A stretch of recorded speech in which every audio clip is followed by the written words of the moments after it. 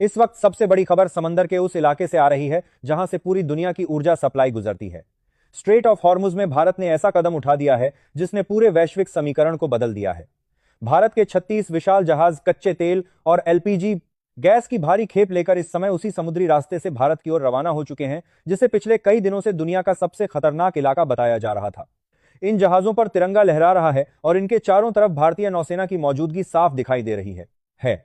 इसका सीधा मतलब है कि जिस रास्ते को लेकर पूरी दुनिया में डर और अनिश्चितता का माहौल था, उसी रास्ते पर अब भारत ने अपनी सबसे बड़ी रणनीतिक मौजूदगी दर्ज करा दी है। भारत ने साफ संदेश दे दिया है कि उसकी ऊर्जा सुरक्षा को कोई भी ताकत रोक नहीं सकती।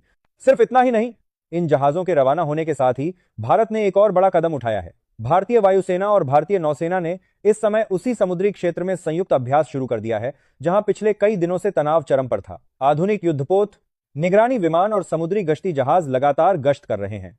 इस संयुक्त अभ्यास ने पूरी दुनिया को यह संकेत दे दिया है कि भारत अब सिर्फ कूटनीति की भाषा ही नहीं बोलता, बल्कि जरूरत पड़ने पर अपनी समुद्री ताकत भी दिखाने से पीछे नहीं हटता। यही वजह है कि जिस स्ट्रेट ऑफ हॉर्मुज को लेकर पिछले कुछ दिनों से वैश्विक बाजारों में घबराहट थी, वही इलाका अब अचानक भारत की रणनीतिक गतिविधियों का केंद्र बन गया है।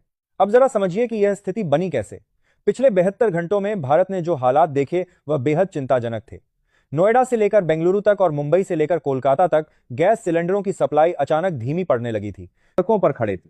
जिस चाय की कीमत कल तक 10 रुपए थी, वो अचानक 20 रुपए की हो गई। छोटे रेस्टोरेंट्स ने शटर गिरा दिए और बड़े होटलों ने अपने मेनू से आधी चीजें गायब कर दी। बाजार में सन्नाटा था, लेकिन कमर्शियल गैस सिलेंडरों के लिए खुलेआम नीलामी चल रही थी। एक एक सिलेंडर के लिए 2500 से 3000 रुपए की बोलियां लगाई जा रही थी।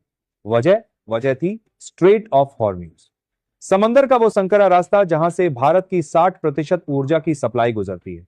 अमेरिका, इजरायल और ईरान की जंग ने इस रास्ते पर बारूद बिछा दिया था। ईरान ने अपनी मिसाइलें तैनात कर दी थी और कतर से आने वाले भारत के गैस जहाजों को बीच समंदर में ही रोक दिया गया था।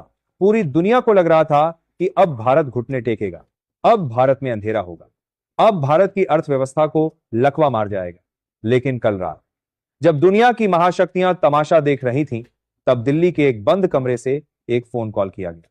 भारत के विदेश मंत्री एस जयशंकर और उनके ईरानी समकक्ष के बीच हुई वो बातचीत कोई साधारण कूटनीतिक चर्चा नहीं थी। वो भारत के 140 करोड़ लोगों के स्वाभिमान और उनकी रसोई को बचाने की जंग थी। और नतीजा ऐसा रहा कि वाशिंगटन से लेकर बीजिंग तक के थिंक टैंक्स की फाइलें धरी की धरी रह गईं। ईरान ने, जिसने पूरी दुनिया के लिए हॉर्मुज के दरवाजे बंद करने की कसम खाई थी, उसने भारत के तिरंगे के आगे सरेंडर कर दिया है। कतर और खाड़ी देशों से आने वाले भारतीय तेल टैंकरों पर से हर पाबंदी, हर रुकावट और हर खतरा एक झटके में हटा लिया गया।